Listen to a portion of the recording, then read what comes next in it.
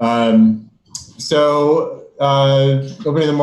the meeting of the Montpelier-Roxbury School Board of Directors at 6:32 on April 15th, 2020. And let's do a roll.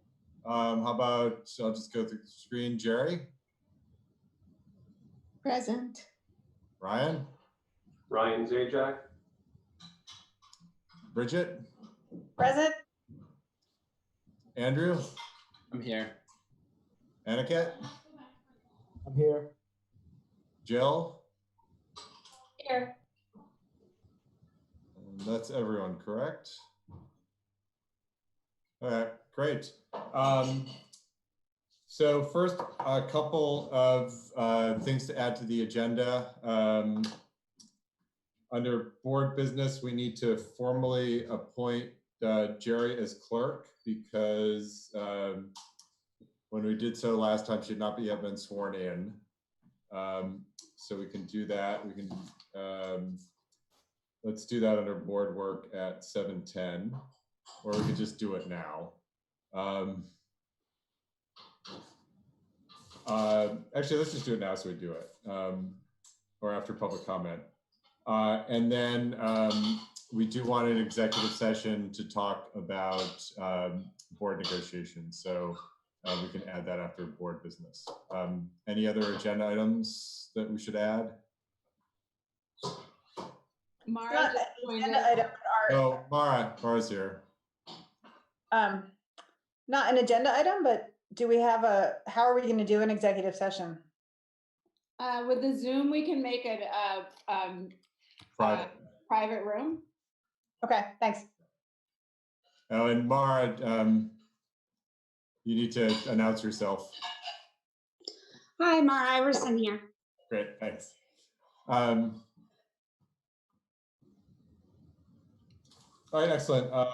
Public comment. I don't see any members of the public on. I think Theresa's on. Oh yeah. I am, but I don't have a public comment. I'm just listening. Okay. Everyone else looks like staff or Orca. Thanks for joining, Theresa.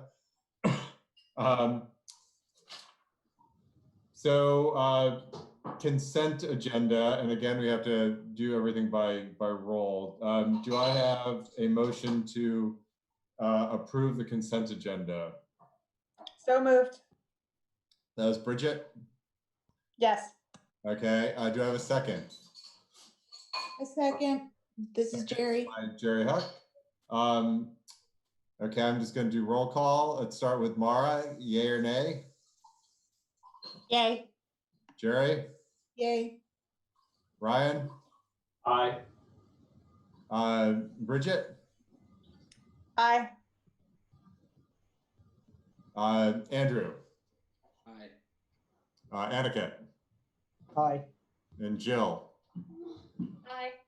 Great, the ayes have it.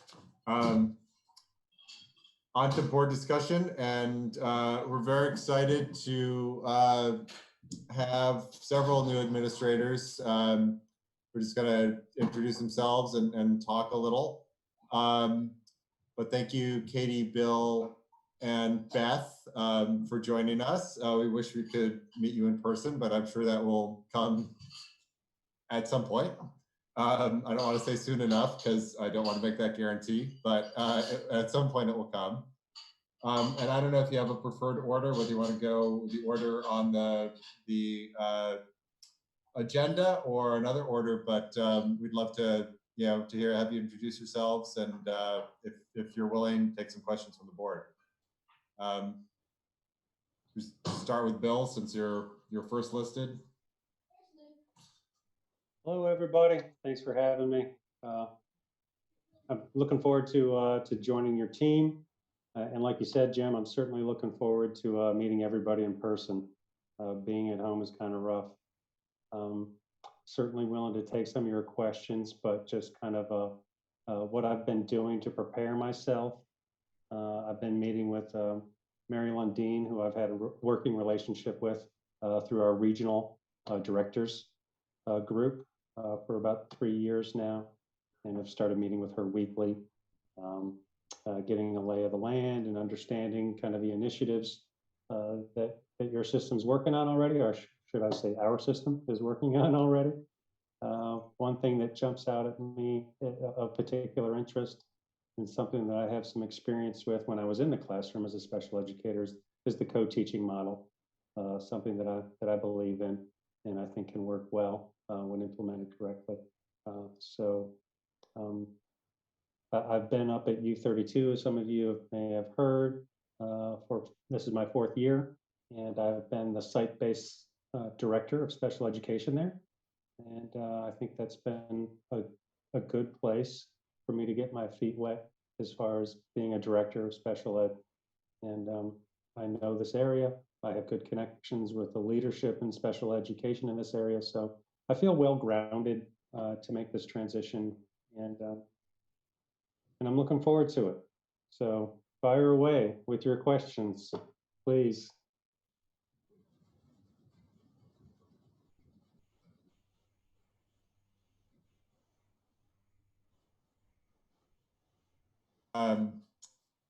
I have one, which is what sort of challenges might we anticipate, just given potential funding shortfalls at the state and perhaps federal level in terms of properly funding our SPED program next year and going forward? Are there things that are looking likely, or is it just really uncertain right now?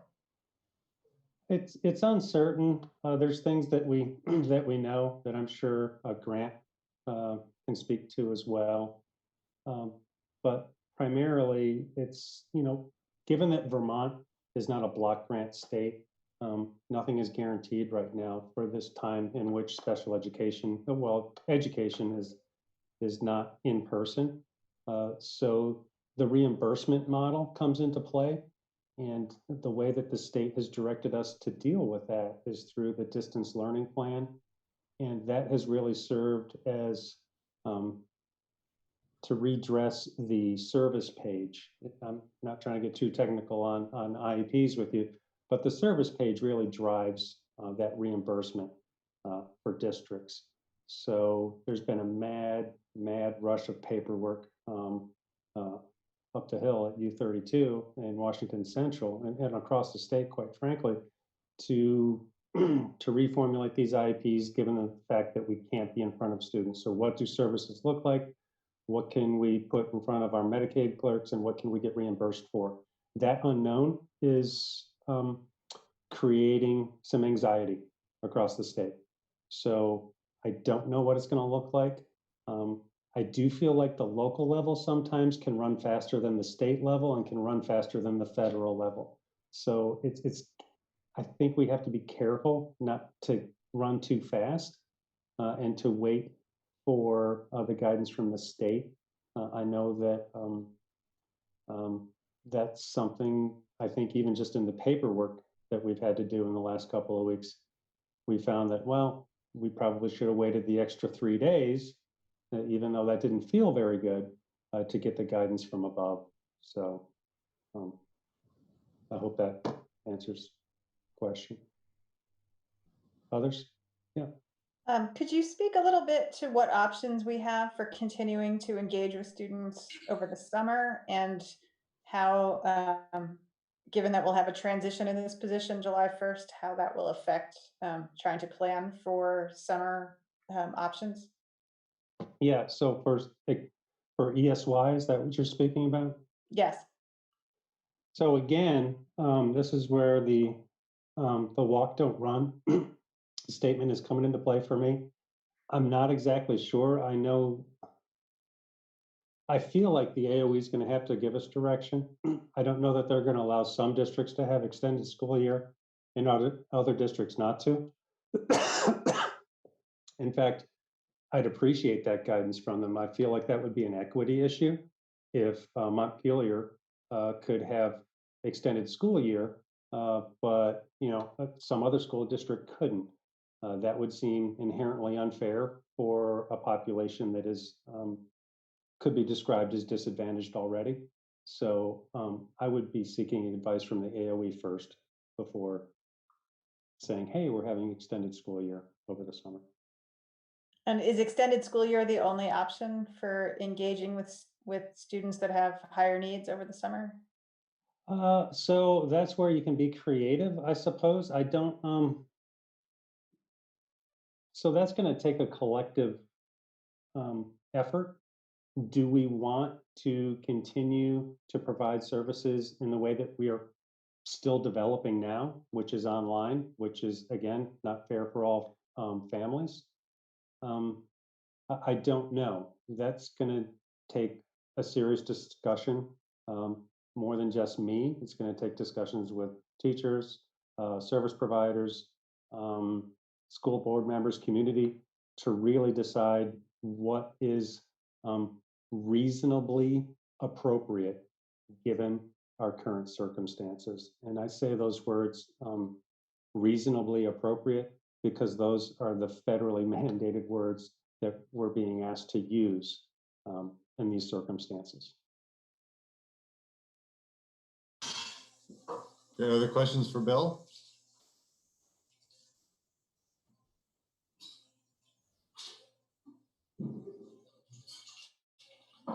Great, thanks, Bill. Welcome aboard. We're excited to welcome you to our district and excited to meet you in person, hopefully sooner rather than later. I think we're all ready for that, for sure. Yeah. Well, not necessarily to meet me, but to get out in public, I'm sure. I'm also going to excuse myself. I'm double dipping, so I'm going to run to another board meeting right now. Perfect. Thanks, So, Bill. Thank you so Appreciate it. much. Have a great Yeah. one. Bye-bye.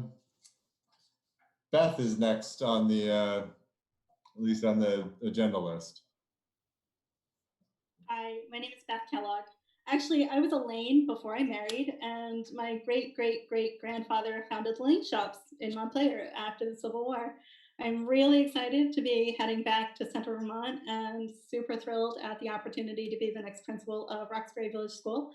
I'm really looking forward to joining the entire MRPS community and specifically become part of the Roxbury community as well as I lead the school into the future. So yeah, pretty excited. Thanks for having me. You're welcome. Welcome aboard. Questions for Beth? Don't all start at once.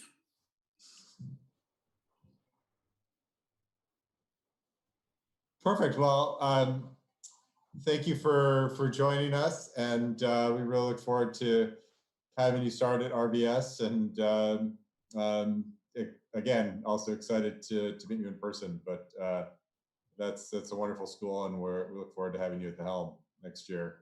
So next is Katie, who I have also met on video before, but good to see you again, and also look forward to meeting you in person. But Katie is going to be the new principal at MSMS after Pam retires after 14 wonderful years. So Katie, take it away. My name is Katie Barea, and I grew up in Colchester, Vermont, so I'm really excited about coming back home to Vermont. I currently am living in Brasilia, Brazil, the capital city. I work at an American international school here, and I've been here for the last 4 years, but I've been out of Vermont for the last 6 years. So I'm really excited to be coming home. I actually lived in Montpelier 7 years ago when I was teaching in Danville, so I know the community, and I'm really excited to be a part of it again. I've already started making some connections. I spent some time talking with Mike yesterday morning, and I'm even more excited to hear kind of where you are in your stage of curriculum development, because it's kind of where we were 4 years ago here. So I've been through that process, and I'm really excited to work with the team, and the plan moving forward sounds like a great one, and I think I have a lot to bring to that. But it seems like there's a lot of great things happening when it comes to curriculum.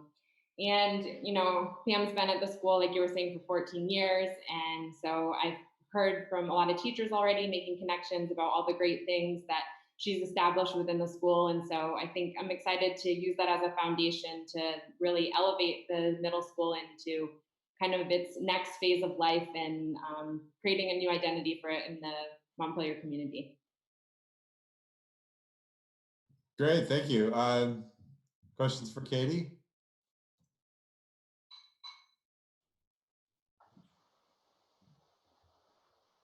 Katie and I will have some hiring to do right away because Matt, if you read your packet, Matt Roy just announced his resignation. He just got a new job in Essex Junction at Thomas Fleming Elementary School, and we're wishing him his best wishes. So Katie and I will be running that search going, and Jill Remick's gonna represent the board on that search committee. Thank you, Jill. Yeah, no, thank you, Jill, and thank you, Katie and Libby, for doing that search. I know we're all gonna miss Matt, but that sounds like a great opportunity for him. All right, well, welcome aboard, Katie, and we look forward to again meeting you in person, and yeah, and for exciting things at the middle school. So next we have the COVID-19 update, and based on the agenda, continuation of learning starts with Mike, and then we're going to hear some predicted fiscal challenges, which I know are potentially many, from Grant. So Mike, do you want to start? Sure thing. I'm going to put a link into the chat. This is to our big document. Basically, I'll just walk through the process of the continuation of learning plan. We received a template from the AOE, and our job was to complete that template and submit it for approval. This work really represents the work of the administrators and their leadership teams and their educators, all combined into one spot, and everyone did a great job. I have yet to talk to a district whose plan was approved on the first submission as ours was. So I think that speaks just to the strength of it. The template was created with 4 sections: communication and routines, structures for student success, instruction and assessment, and ensuring accessibility. We tackled it as a district, really focusing on 4 main areas of engagement, empathy, equity, and relationship throughout that. And what I thought I would do is, rather than go through the whole document, I would kind of talk about the highlights of each section and then take some questions that folks might have. In that first section, communication and routines, we really spent a lot of time thinking about how we could track, monitor, and make sure that we're communicating and connecting with every student and every family. So each school has some sort of communication log that they're using to really track that and make sure that we're collecting feedback along the way as well. We want to be efficient in our communication. So we don't want to overload families with emails and links, and we're really working hard to get better at that and figure out how we can do that along the way. We created a remote learning website that houses all the stops for all families. And Anna was integral in that, and the principals really worked with their leadership teams. And then we're really focusing on taking feedback and responding. And those are the big elements of communication and routines. Each section had 3 or 4 essential elements that the AOE really wanted us to outline, and those all kind of hit that. In structures for student success, that's where we really dug into the academic structures. How are we going to be supporting learning throughout this time? Schools developed office hours and support hours to make sure that students would have the support they need, whether that be for SEL, social workers, guidance counselors. Those folks have done an amazing job really honing in on students and families, but also for intervention support. And then we really focused on routines and dependable schedules. Families really need, and students really need, and frankly, we all need a routine and a schedule that we can count on from day to day. Those are the things that we put in place for structures for student success. In instruction and assessment, we really focused on feedback for student learning. That again went to academic learning structures. Frankly, a lot of the questions and details within the plan were quite redundant. So you'll see similar responses in each section. So again, there we focused on academic learning structures. Luckily, we've been doing a lot of work already on prioritized standards. So K through 12, we were able to really say, what are the standards that we need to focus on for the remainder of the year that are most important? How do we build off of those? We're continuing to use our PLCs to discuss student needs on a regular basis. So data is coming in, feedback is coming in about student performance, and teams are continuing to discuss how to support students in learning. That hasn't changed. Also in this section, there's quite a bit of detail about our flexible pathways. Matt McLean and his crew really did a fantastic job thinking about how do we support students who are at CTE, doing CBL, flexible pathways, early college, all of those components, and really articulating what we're doing to support those students at this time. And then a second part of that whole group was identified and organized tech tools. So we had to create a list of tech tools that we were using to support learning and support educators at this time. We were pretty far in front of that at the beginning. There's my dogs barking. Here we go. I knew it was going to happen. We identified and organized tech tools early on and really stuck with the tried and true and things that we were comfortable with and things that we knew were safe. So we didn't go off with the shiny pennies, and there were a ton of them that came up at the time. In the last section, ensuring accessibility, this was about FAPE and special education. So Mary and special educators are working their off, like they are working really, really hard. And so they've developed plans for students and families, and every day they're plugging in. In that section, there was also about FERPA and student records and data and how we're ensuring safety with that. We've really done a good job keeping that in-house and being thoughtful about that and reminding teachers and families and parents about safety and data privacy. There was accessibility challenges. How do we work with families that may not have internet access or need extra support in some different way? We developed a lot of strategies around that. We're continuing to work on that. And then again, in that section, there was a requirement that we explain how we're supporting folks in flexible pathways. So you'll see a redundant kind of explanation of what we're doing there. And that is the 77 pages of that plan. It's broken down from pre-K through 4, 5 through 8, and 9 through 12 in details for each of those categories. And everything that went out to families or educators is represented in this plan, just in more of a stereo instruction kind of format versus what is being shared with families that's more approachable and more accessible. But as I said before, our folks did a really amazing job. The principals really took lead on this in their schools, and the leadership teams and the educators put it all together. And I have yet to talk to any district whose plan was accepted on the first submission.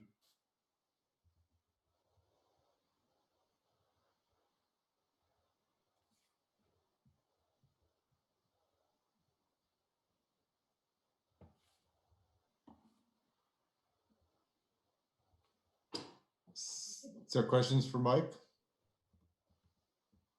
Jill?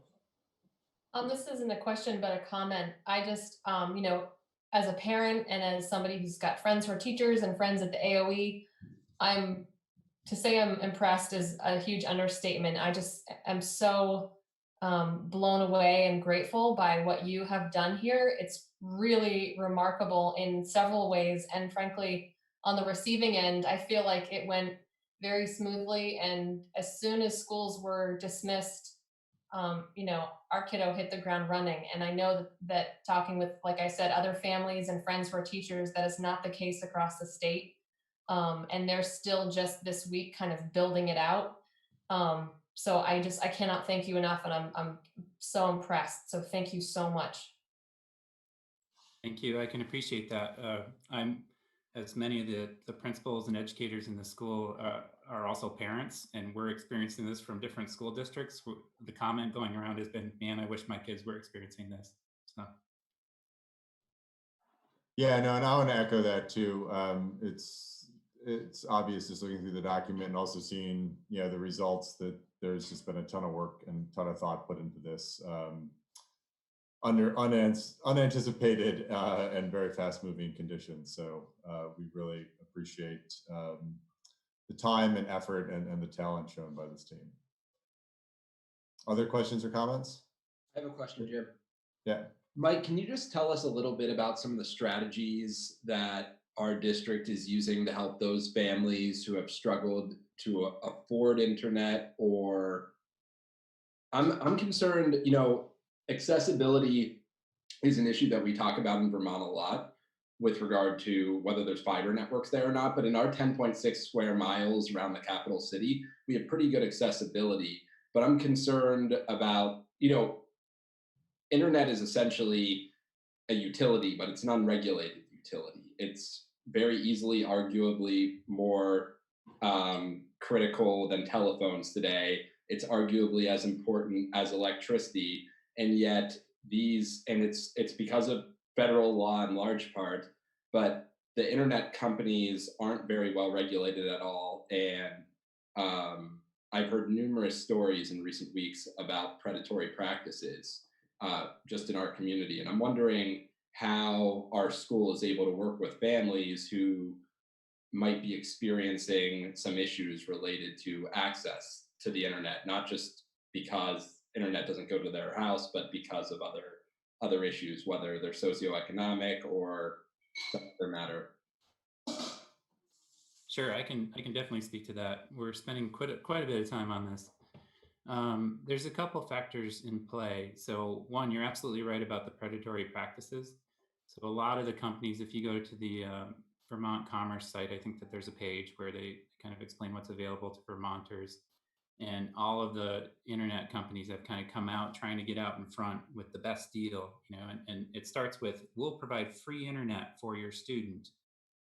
And then in the fine print, it says, if you sign up for 12 to 24 months of service, and we'll give you 2 months for free, but then after that, you're on the hook for the next 24. So that's been a challenge for us in many ways because, and I don't mean this critically, but most people see the free part and wonder why we're not setting it up. Well, because it's essentially a regressive tax. We're setting families up for something that they won't be able to afford and a situation that's going to be troublesome. Having said that, I've set up several meetings with a couple of vendors in particular to see if there's something that we can do. And I'm waiting for those to come through. In the meantime, we've explored a couple of options and found some workarounds that we've used for families that do not have access to internet and want access. The other part of that is that I've talked to at least 5 families that philosophically don't want internet. They don't have it, but they don't want it. So we've found ways to support those learners outside of internet access. But we've explored everything from Verizon hotspot hubs that we could purchase and loan out to families and then take back after this, and that turned out to be like a 36-month lease process with an enterprise account, and it was just not great. So I have 2 more meetings left to go with vendors that I'm hoping will work out and yield something that is feasible for families. But we found several workarounds, not only analog materials or things like that, but also using more conventional things that people forget about, like the wall phone or things. We've also found a way to use thumb drives and devices. So educators can store the materials for a week or whatever onto a thumb drive. We can mail the thumb drive or deliver the thumb drive to families, and we can provide them a device. It won't have internet access, but it'll work for everything that the student needs to do. And that's really kind of the best we've been able to do. I've been partnering with the SEL group through Mary Bechtel. So social workers, guidance counselors, those are the folks that really tend to know those families and know them really well.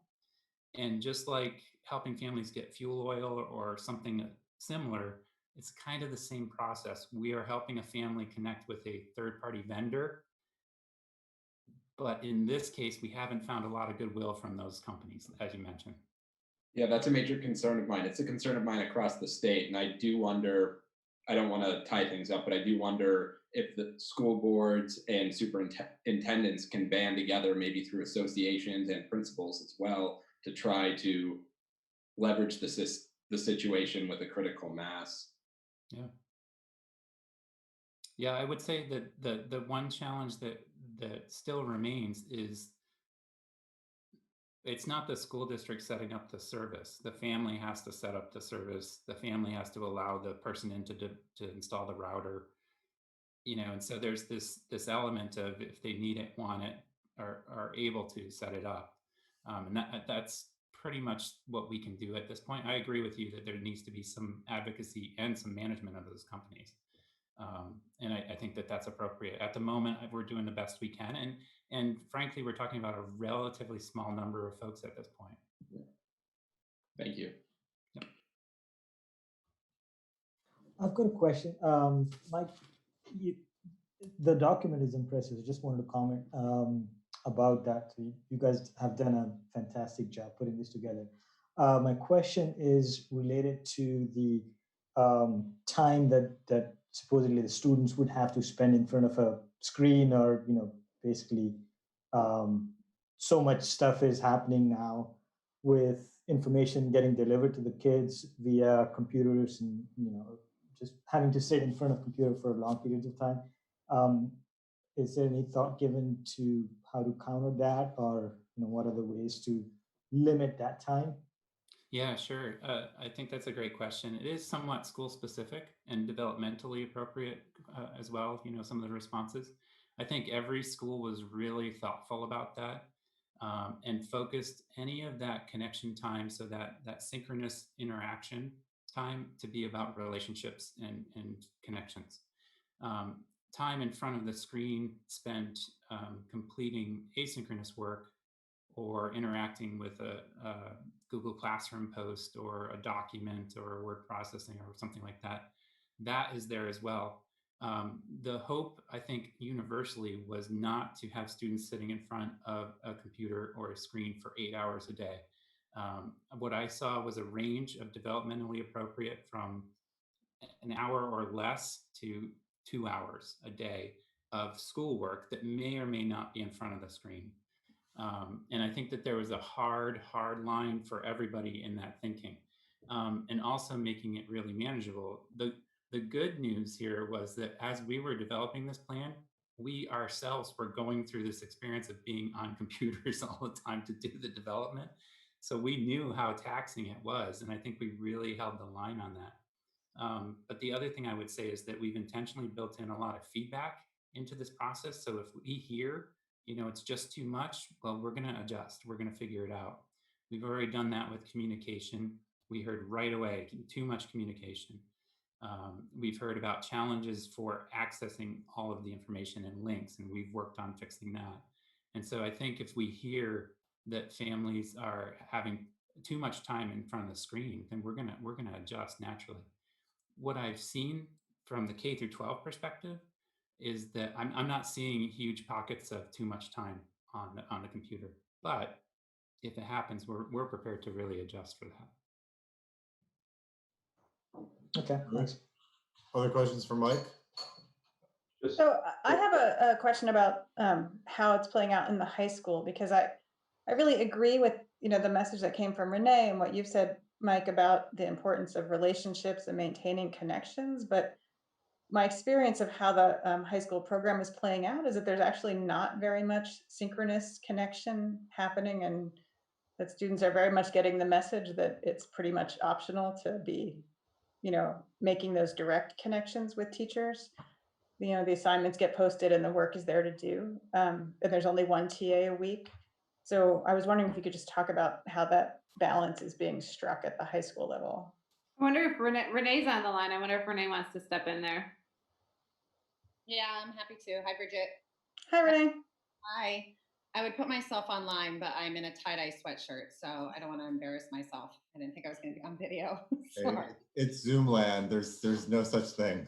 I know.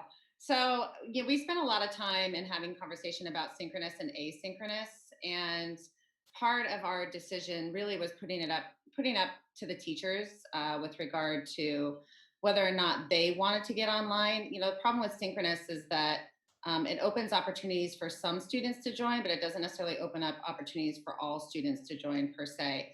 And some of our teachers also don't necessarily want to put themselves in front of the video as well. So I don't know. This is the first week that we're trying something new. So there may be more opportunities for teachers to get online. One of the things that we put in place within our plan is soliciting student feedback, which we did probably 2 weeks into the maintenance of learning plan, and got some really good feedback from about a third of our student body. And I'm asking teachers to individually solicit that feedback so that we're not just getting generalized feedback as a school, but teachers are specifically getting that feedback. So if students are wanting to make those connections and are going to make the time to make those connections. I think some teachers, I won't say all, some teachers will make the effort to get online and connect with students. As far as TA just being once a week, that was just a part of our plan. Could that switch over time if we get feedback? Yeah, it can. I don't think that this plan is absolutely set in stone. I think the framework of it is. But if we get feedback that sways us one way or another, then we'll take that and do something with it.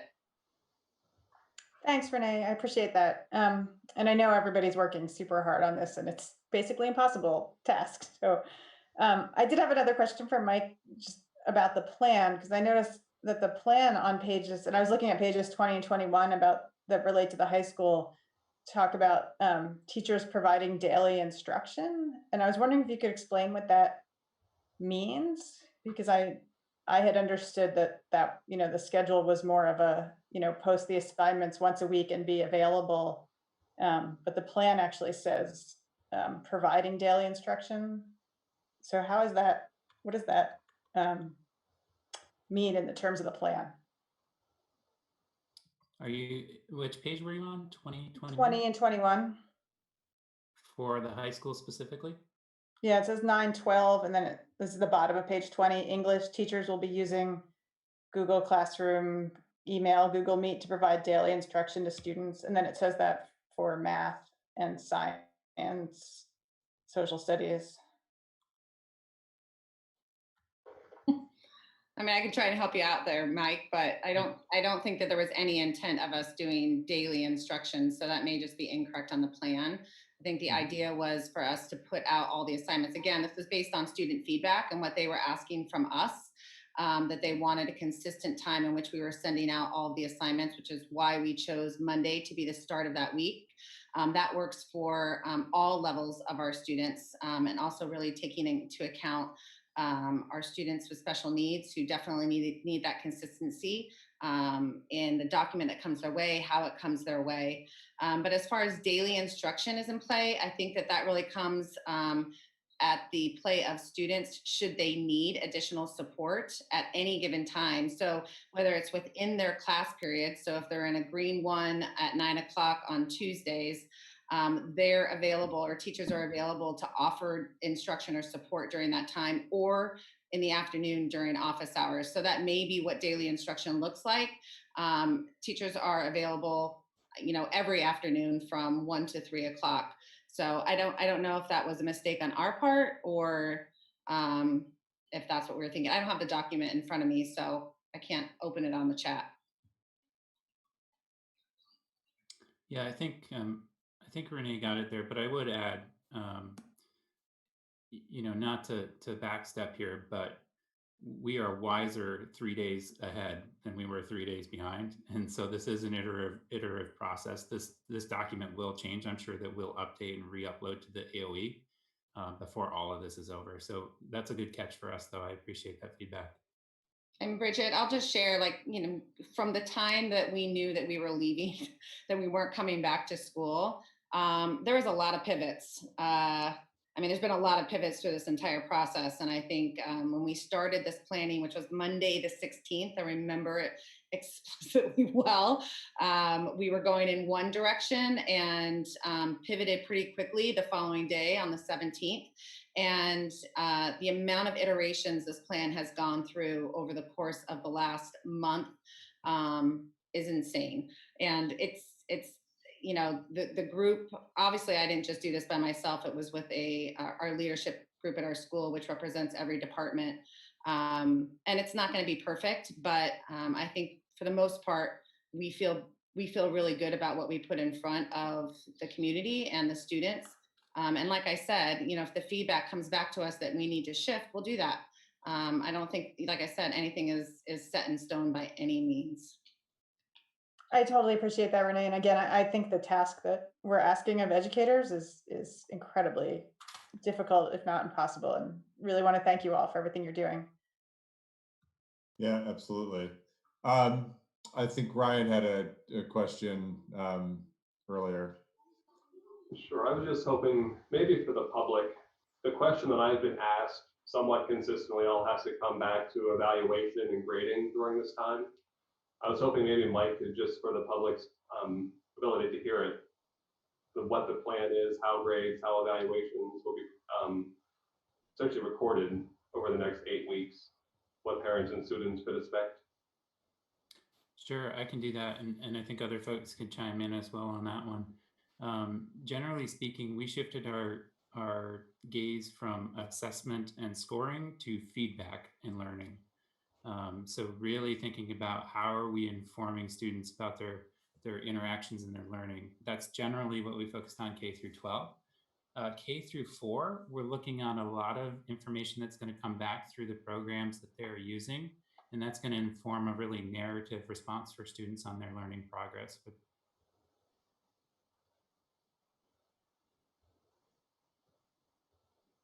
Great, thanks. Hold on, Mike, we lost you. Mike, we lost you. Lost who? Can you hear Mike still talk? Stable. Half of it, Oh, only half no. of it. Can Hold you hear me on. now? You cut out for a little bit, Mike. Can you hear me now? Yes. Yeah, after All right, you cut out after the narrative for K4. All right, well, I finished, so. It was great. So narrative for K through 4, 5 through 8 and 9 through 12 are really looking at those prioritized standards and then adjusting proficiency scales accordingly to be able to inform students of their progress. So if we're focusing on a big standard, how are you on getting to understanding and being solid in this standard? And there's going to be a scale so students and families can understand that. I think there's some more technical reporting aspects at the high school, and I'd really defer to Renee on that. But that's generally what we've done for grading and assessment focused on feedback and learning. Renee, did you want to talk about the high school a bit? If I knew it was going to be such a big part of this meeting, I would have dressed completely different for all of you. I'm sorry. I can show my face, but I'm just too embarrassed to do it. Yeah, again, just as I was saying to Bridget before and the rest of the group, that was a long, arduous process in thinking about how we were going to go about reporting. There was a lot of conversations with a lot of different principals around Vermont. Every Monday we get together, a consortium of Vermont high school principals get together and talk about this very thing, how we are going to assess and how we're going to report. Nobody's really on the same page. And we were kind of all on the same page in understanding that the colleges and universities are all sending us information saying that they're all looking to be very flexible with this second semester. As we were looking at it in our lens was really trying to look at what's the most equitable way of reporting in general. And so, that's how we ended up with the incomplete. We didn't want to go with a fail. We didn't feel like it was appropriate during this time to fail any student. So that students will have an opportunity if they're not able to engage or choose not to engage, they're able to come back at some point. We haven't really completed what that plan looks like yet.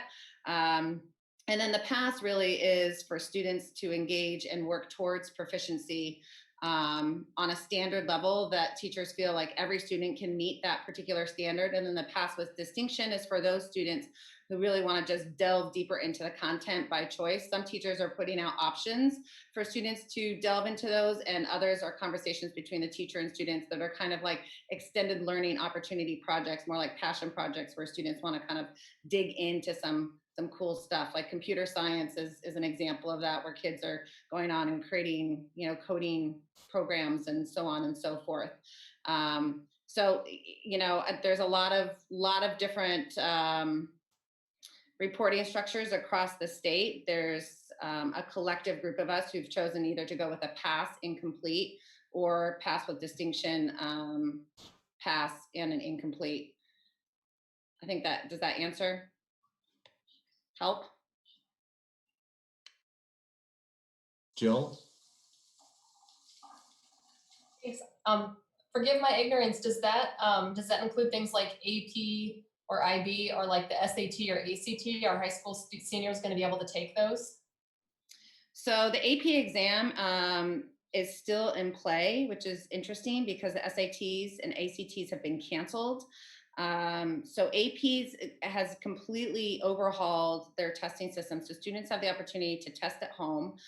There's still some concerns around equity and internet access and students being able to access the AP exam. It's a 45-minute exam for all subject areas. I believe that there's like 2 different types of questions that students have to answer. I do want to note that AP said if you don't have access, they'll figure out a way to do something so that they can do it on paper and turn it in. But all other, I think IB has also canceled their exams as well. AP is the only ones that have held out. So there's a lot of discussion around that. I So think the SAT and ACT are going to open up in like August, September, October, and they're doing monthly, like they're doing a lot more opportunities this fall. That's their plan anyway, if they can. Excellent. Other questions for Mike? Great, thanks, Mike, and thanks to the whole team for all the great work on this plan. I know it's a lot of work. I also know it's still a work in progress. So we appreciate the check-in, and we appreciate all that everyone is doing in this less than ideal time. Grant, you want to tell us how bad the financial news is? Yeah, it would be a pleasure. Yeah, and in case I couldn't figure out how to unmute, I was going to visually summarize by doing something like this. But actually, I think we are going to be okay. It's more a question of what's going on at the state level. And Andrew is much more of an expert at this than I am, but the revenue side is a real problem. In FY20, the JFO is saying we're going to end up $90 million short of what we thought we were going to be. So that's a huge problem statewide. So those things are going to end up impacting us at some point. But what I know and what we can control at a district level, for FY20, I still say I think we're in good shape. We are going to have some additional expenses. We are going to perhaps lose some revenue, like driver's ed, rentals, but those are small.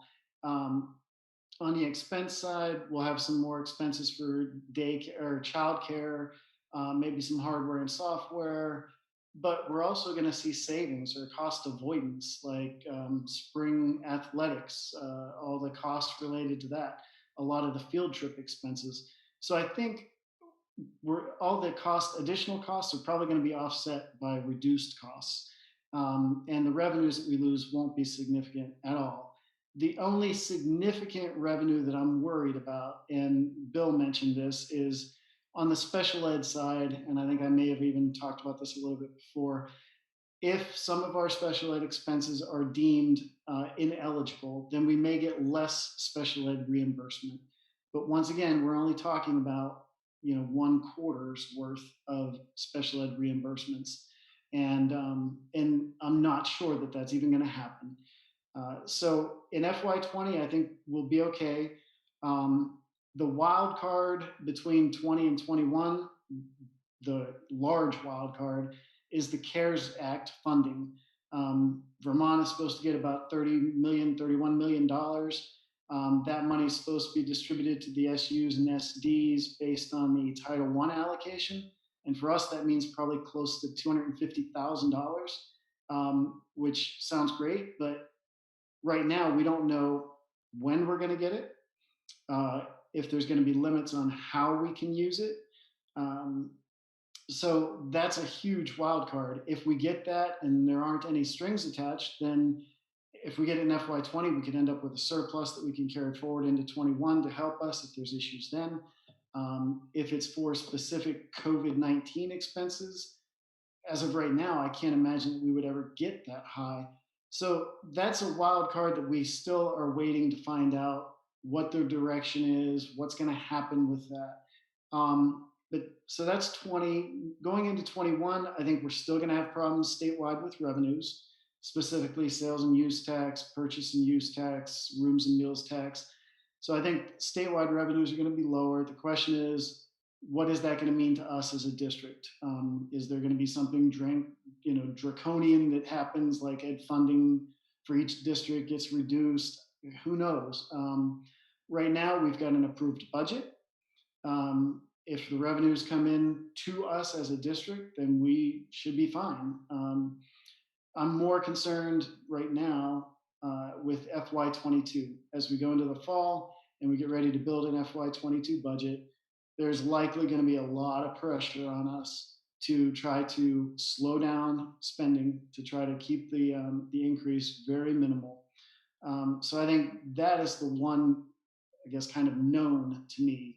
And there are several unknowns. And like I said, the big unknowns are this year, if there's an issue with special ed reimbursement revenues, and between this year and next year, what's going to happen with that CARES money that flows down to us. But I could go on, but it's probably best for me to stop there and just see if there's anything specifically you wanted to ask. Questions for Grant?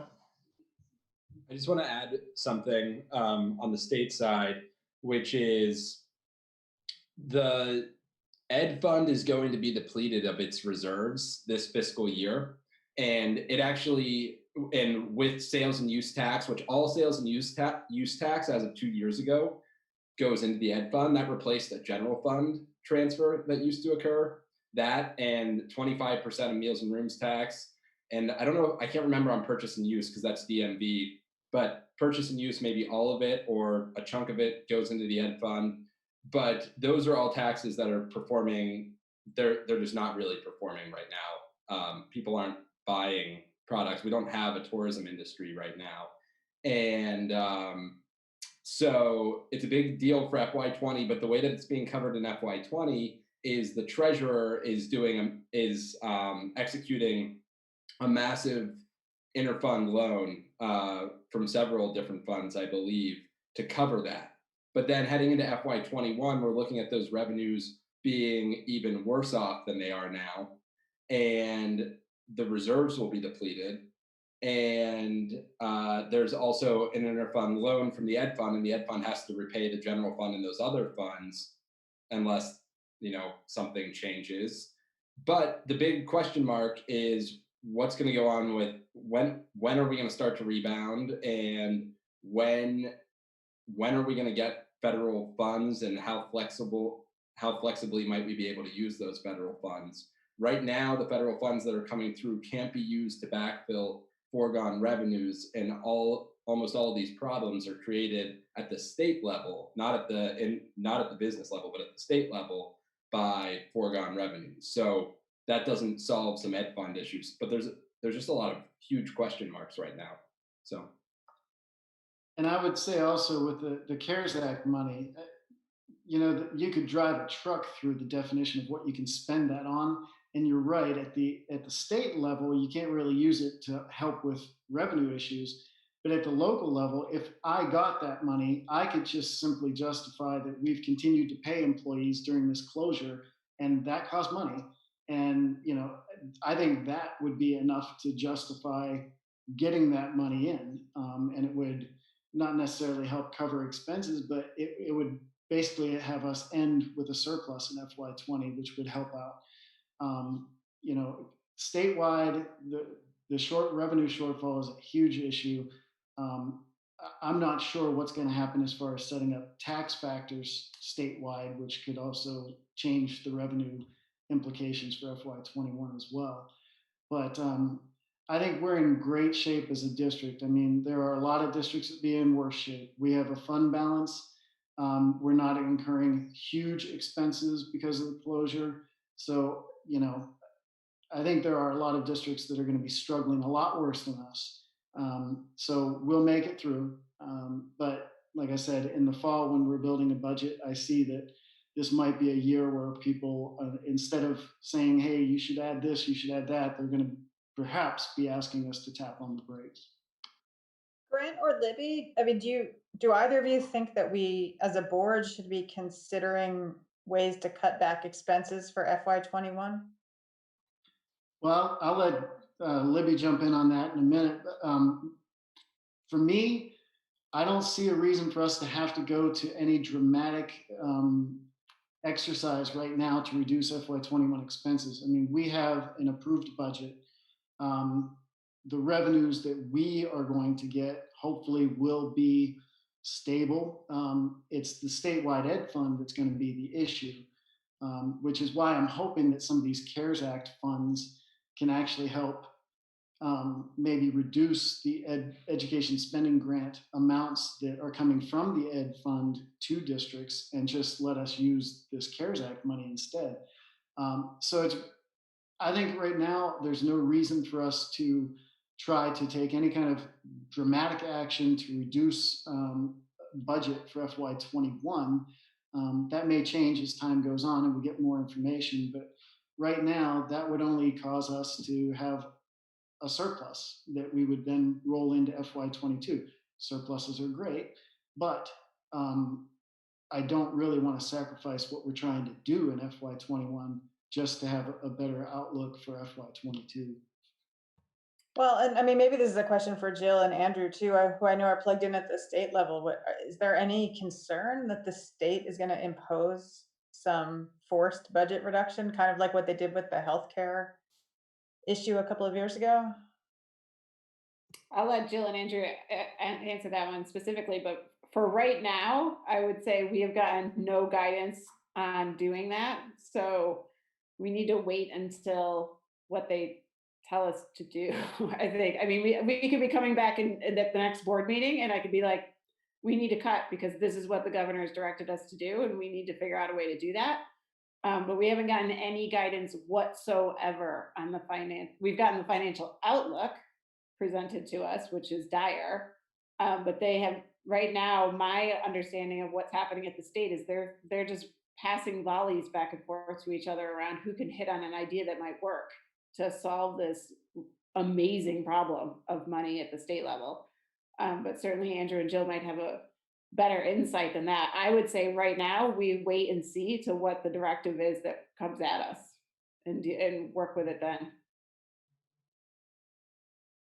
There's just right now nobody's really saying much of anything, Bridget, because the options on the table, depending on the situation, could be so jaw-dropping. And if we get federal dollars to pad all of this, like Grant's saying, there are different ways that federal dollars might be able to be used. For example, if federal dollars go directly to the school districts and that relieves some of the burden on the ed fund, then maybe a 5 to 10% reduction in what we normally get from the ed fund won't hurt as much because we were able to make up a lot of that through direct federal money. And when it's the good news and the bad news of this, that we're not in this alone. You know, when we are in this alone, we can get bailed out by other states who pay into the federal government. It's our grand federal experiment. Right now, everybody's going through this and everybody wants money. And so we're pushing this on to future generations. But the good news is all of these governors are going to want to be solving problems pretty similar to this. We're unique because we have the centralized ed fund. And so we have these state tax revenues that help support our schools rather than local or county. And so it's just a slightly, though we're a similar size to many counties around the country. So it's pretty similar to what a lot of them are going through. I don't know if Jill wants to add anything on the property tax side. Okay, there, I unmuted myself. No, I haven't heard any sort of guidance or direction or gotten any wind, and I certainly defer to Grant and Libby as far as our particular district. In my universe, it's all about property tax rates and property tax ability to pay and what's going to happen to property values. I know Montpelier is actually due to have a reappraisal. I think Roxbury either has had one recently or is about to also undertake one. But as Andrew pointed out, you know, being a statewide fund like we are, I think it helps in some way because we are, you know, we're not going to be on our own with the ed fund problem, but as a district, it sounds like we're in better shape. And I know that any signal that I have seen from the governor's office or the legislature and the bits that I've been trying to follow is that the last thing that they would want to do is cut school employees, which is the vast majority of the budget during the recession. So I think they're going to do everything they can to not. That being said, in much better times than this, they certainly send out this thing saying, you know, okay, school budgets, you have to hold down your spending to 2% increase or something like that. So that's possible, but I have not heard that discussed at all. for what that's worth. I really appreciate all of that. Thank you to everyone. And I think we have only higher needs coming, not fewer needs. So Absolutely. yeah. No, it's going to be, I think, a challenging couple of years.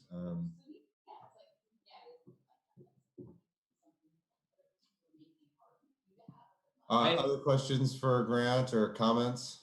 I just want to add to that, Jim. I think, what the administration's been doing, staying on their toes, being flexible, is the right approach here, because there's just tremendous uncertainty. And when I'm talking with folks in the legislature and the executive branch trying to get information about a range of different issues, the lack of certainty on the horizon is really, it's probably unprecedented at any point in since the Civil War, maybe, maybe World War II. I'm not certain. And so I think we're going to have to take a similar approach as a board. And at some point, whether it's the finance committee or we create some ad hoc committee, at some point, we'll probably want some group to kind of focus on maybe some different ad hoc groups related to some of these issues. No, definitely. I agree. Anything else for Grant? And thank you for the update. I was just wondering, I know I've been hearing the Act 176 legislation might get bumped out. I think, was that the change to the special education payment? And is that likely to happen or impact us at all? I know there's been a lot of advocacy at the legislature to push 173 back, to delay it. And that hasn't happened yet, but I imagine that it will. So 173 is changing the special education funding formula into a block grant, or into more of a block grant. And they never got the rules down yet.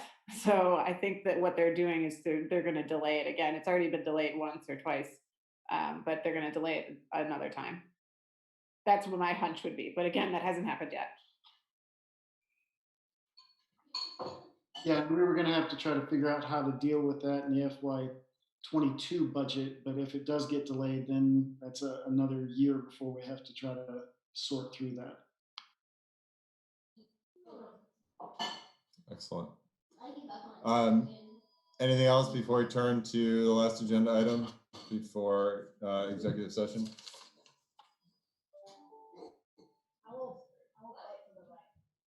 Okay. Perfect. I just want to reiterate how much I appreciate what the administration and the teachers are doing. Yes. To keep our community connected. Thank you all. Yeah. Montpelier-Roxbury has an awesome team. They're fantastic. Yeah, no, absolutely. No, the work you guys are doing have been just fantastic and much appreciated. And yeah, I'm hearing that from the community as well. And I know it's said a million times, but super challenging and super unprecedented times. So we recognize that and the sacrifice and hard work you're all making. So board work, Jerry, I'm assuming you're still willing to be clerk. If so, we can entertain a nomination to make you such, and then have a vote on it. Okay. Do you have a nomination or a motion to nominate Jerry Huck as clerk of the board? I move to nominate Jerry Huck as clerk of the board. Do I have a second? That was Andrew. I'll second. Hey, Jack, I'll second. I think that was Mara who got the audio first. I saw a couple of hands. So Aniket, Nay, or Jerry, you can vote on yourself, I think. Andrew? Yep. Mara? Aye. Ryan? Aye. Bridget? Aye. Jill. Aye. I got shuffled on me. So I think the ayes have it. So Jerry, thanks again for doing that. And then next is a consideration of board. We can knock the S off. Candidate. I think Emma is going to try to join us. I don't know if she's on or not. Emma, were you able to call in? Yeah, she's not here. You all saw her letter. Do we need to discuss her application in executive session, or should we just vote, given the lack of competition and the fact that I think most of us know Emma? And but I'm happy to move it into executive session, or we can just appoint her. I don't know that we need an executive session, and I'm, very appreciative and grateful that Emma's willing to serve. I did just want to mention that, and I don't think it matters, but just so folks are aware that I think because she's a teacher in another district, that she will not be able to participate in any of our negotiation related activities. I believe she's not a teacher anymore. I think she worked. I did not know that. Okay. Yeah, I think it's an education related job. I think it's like a private consulting firm that does education work. So no longer a member of the yeah, he's no longer at Danville. Vermont NEA. Yeah. Okay. Maybe we should confirm that, but that was my understanding from the latest I'd had with her. Olivia, do you remember? Is that right? I'm not sure what her present employment is, but I know she was an educator, at least she's told me she has been, but I think she's more in the consulting business now, but yeah, I think she's a consultant. I know she is not at Danville. I think she was at Danville High School as a social studies teacher. I know she's not doing that anymore. Okay. Do I have a, does anyone else disagree? Does anyone else want to talk about this in executive session otherwise? No, I don't want to talk about it in executive session, but just so that the public is aware, because I don't think we've explicitly said this, to my knowledge, she's the only applicant, right? Yes, exactly. Vacant board position. Yeah. Do we have members of the public? I think we have a member of the press on. Do you want to just provide a brief summary of her background, since she provided that to us? Or yes, we can also let me just, if you give me half a second here, I can call up her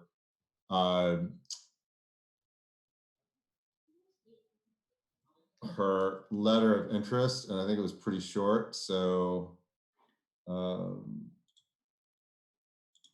oops, go back.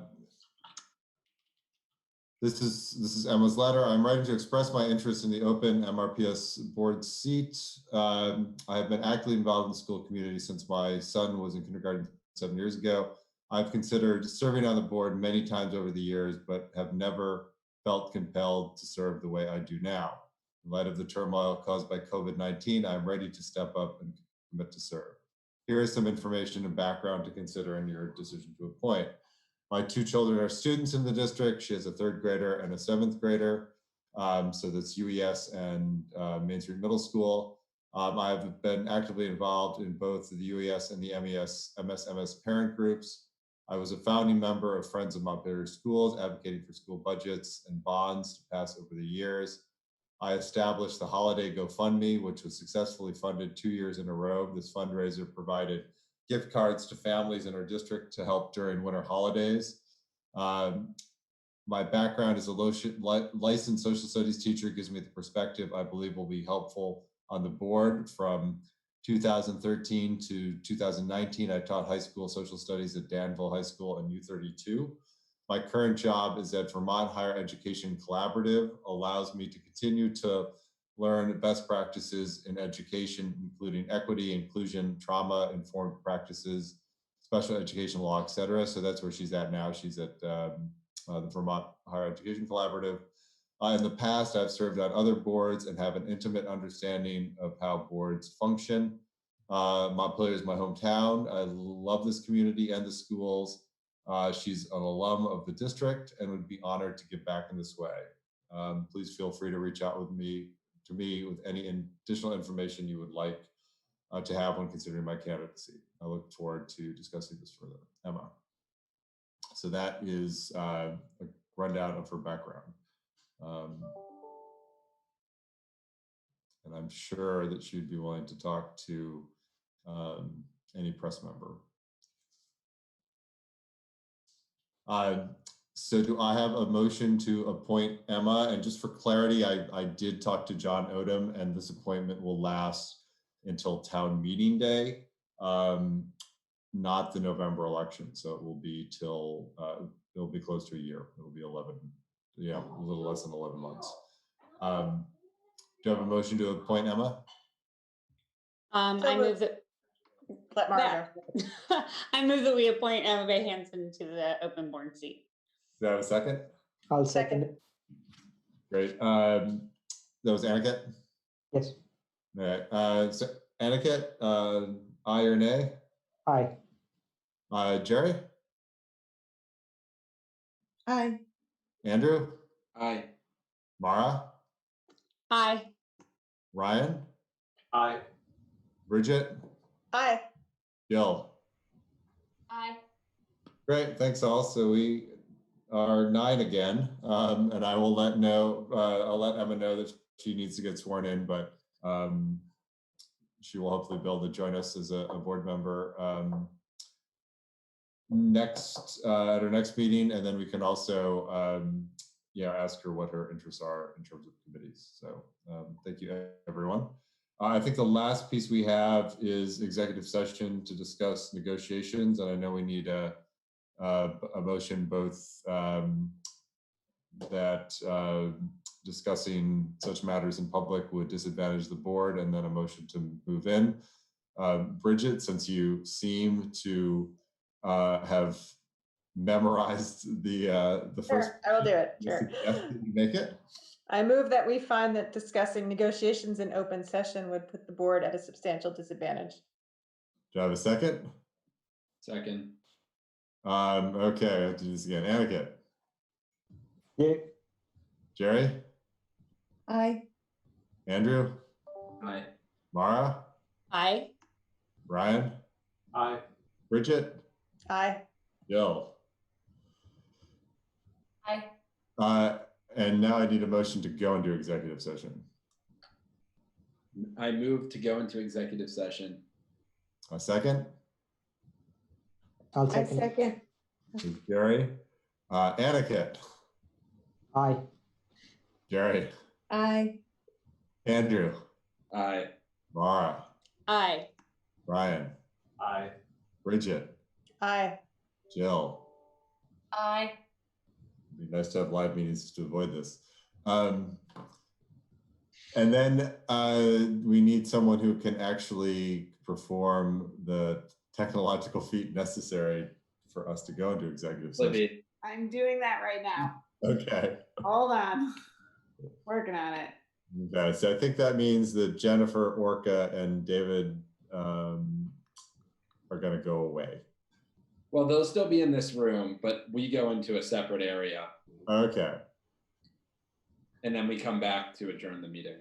Okay. I don't think we're going to have any decisions to make after this. It's just informative. Okay. All right, you ready? We're moving into a room now. Excellent.